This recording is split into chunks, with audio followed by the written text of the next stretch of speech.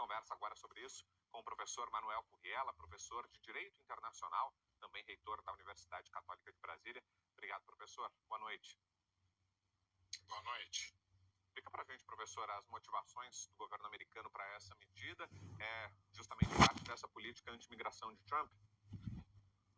Sem dúvida. As alegações de que seriam pessoas que poderiam utilizar os serviços públicos, os serviços de apoio social dos Estados Unidos, não procedem. Primeiro, porque nos Estados Unidos não se utilizam, ao contrário da Europa, por exemplo, políticas de bem-estar social com ampla cobertura. No caso europeu, principalmente na Europa Ocidental, você tem vários tipos de cobertura, como sistema de saúde público, educação também gratuita e uma cobertura ampla de apoio social muito, mas muito diferente daquela que perdura nos Estados Unidos, onde o aspecto mais importante desses serviços é a educação pública, que vai até o ensino médio. Já no ensino superior não há essa realidade. Então, apesar de alguns estados aplicarem dentro dos Estados Unidos algumas políticas adicionais, na verdade, como eu mencionei, não é um país onde, em geral, esse tipo de cobertura é utilizada. Então, o argumento ele não procede. Sim, o que nós temos é que faz parte de uma grande política para afastar a imigração aos Estados Unidos.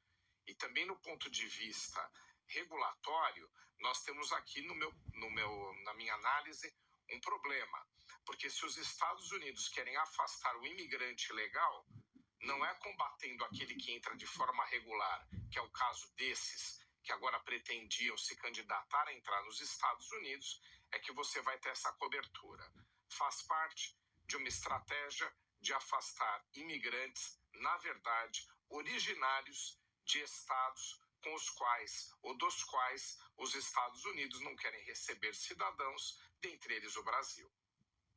E qual foi o critério, professor, para a escolha desses 75 países, se é que teve o critério e se é que isso é tornado público?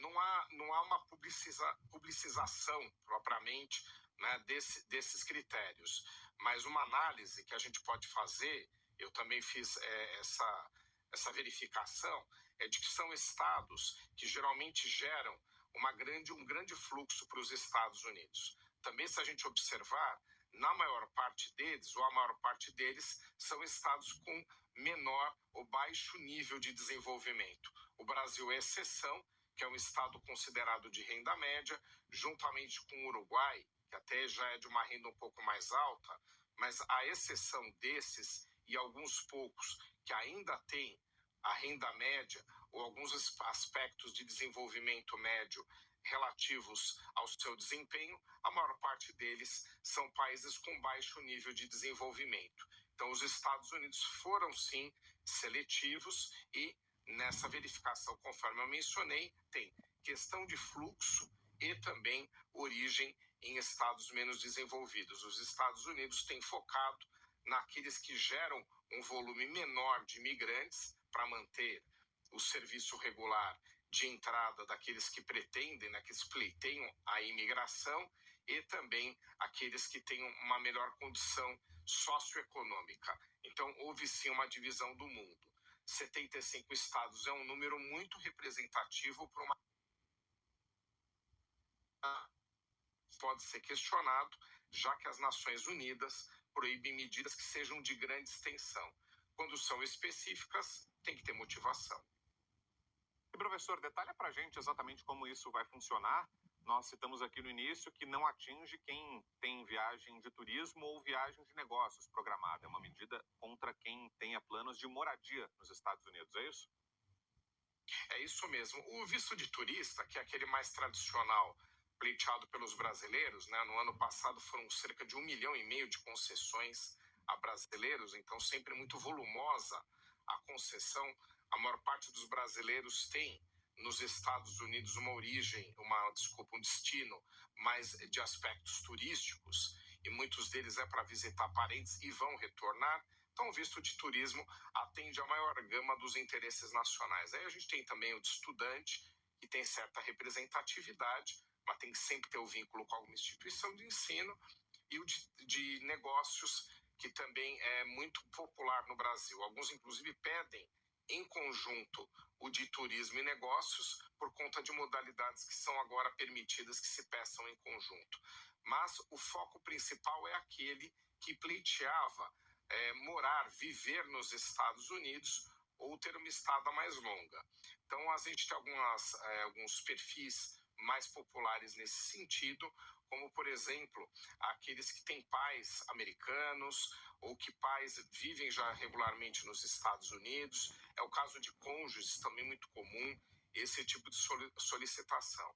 Mas, enfim, aqueles que têm pretensões de visto de turista ou esses mais populares, eles não são atingidos. O foco principal é a imigração. E, novamente, acho que é uma crítica, se o objetivo é combater a imigração ilegal, que ela ainda é representativa nos Estados Unidos, mesmo tendo sido reduzida na gestão Trump, não faz sentido aquele que atenda os requisitos legais e se torne um imigrante regular. Mas é a decisão americana. O foco é combater a imigração. Eu lembro, professor, que há alguns meses foi anunciada uma restrição para quem tivesse problemas de saúde e, inclusive, obesidade. Era uma das condições que foram citadas. Essa decisão, então, vai em linha com isso. É uma preocupação do governo americano com a presença também, por exemplo, dessas pessoas que se dirigem até lá para usar os serviços de saúde, mesmo, como o senhor falou no início, não tendo saúde pública lá. É curioso, porque não há propriamente essa cobertura, mas, de qualquer forma, são restrições objetivando reduzir a entrada daqueles que possam pedir imigração para os Estados Unidos ou que tenham pretensões de entrar regularmente e depois de se tornar um imigrante desautorizado. Então, esses são os focos principais. Em relação à saúde, concordo contigo, não faz muito sentido, já que não há serviço de cobertura. Mas muitos entram com seguro-saúde contratado no Brasil. A gente sabe que essa possibilidade para quem faz viagem internacional, aliás, é recomendável que se faça essa contratação e, aliás, também importante, a autoridade imigratória pode proibir aqueles que não tenham esse tipo de cobertura ao entrar nos Estados Unidos. Mas são restrições das mais variadas, que fogem um pouco à lógica, mas tem um sentido comum, restrição à entrada de estrangeiro nos Estados Unidos para reduzir a imigração. A ilegal é o foco principal, mas agora até mesmo a regular faz parte do escopo. Reduzir a presença de estrangeiros no país, originários principalmente de estados de países não desenvolvidos. Agora, professor, isso está sendo anunciado como um congelamento, está sendo congelada a emissão de vistos nessas condições que a gente está falando aqui. Será que dá para imaginar, então, que pode ser uma medida provisória, que daqui a algum tempo o governo vai rever as regras, retomar essa emissão dos vistos com critérios mais rigorosos, com novas regras, mas que seja uma medida temporária? Existe essa possibilidade? Porque fico imaginando aqui, poxa, será que a partir de agora, então, vai se tornar permanente? Nenhum brasileiro vai ter mais, por exemplo, a chance de conseguir o green card, de conseguir um visto para estudo, permanência nos Estados Unidos? Tem o risco de que seja uma medida temporária, professor, na sua análise? Nos Estados Unidos? Tem o risco de que seja uma medida temporária, professor, na sua análise? Tem dois objetivos ao ter caráter temporário. Um é propriamente repensar as exigências que eram feitas anteriormente, né, já que aos olhos da gestão Trump havia uma grande flexibilidade, o que não é verdade. O nível de exigência para emigrar para os Estados Unidos sempre foi muito severo, então não faz grande diferença, mas repensar essas políticas é um dos objetivos, e o outro é, com esse freio, trazer agora já, num primeiro momento, um reflexo forte na entrada de estrangeiros. E aí depois repensa-se se essa é a melhor política, já que na lista existe uma estranheza na inclusão de certos estados. Primeiro, não há uma justificativa, como você mencionou, mas a gente permite-nos analisar uma certa comprovação de que a restrição atinge países não desenvolvidos. Mas os Estados Unidos talvez queiram abrir uma margem para repensar. Mas o objetivo maior é fazer uma grande contenção. Grande parte dos estados ali listados geram um fluxo representativo para os Estados Unidos. Eles querem dar um freio geral, porque de países desenvolvidos, realmente o fluxo é mais reduzido, já que os cidadãos têm, no seu próprio país, regra geral, boas oportunidades. Os Estados Unidos se tornam uma alternativa que às vezes é interessante, mas no próprio país existem possibilidades também atraentes. Nos restantes da lista, não há, na maior parte deles, pelo menos, um grau de comparação entre as oportunidades nos países listados e nos Estados Unidos. O foco foi pegar o maior volume. Ok, a palavra do professor Manuel Furriela, professor de Direito Internacional.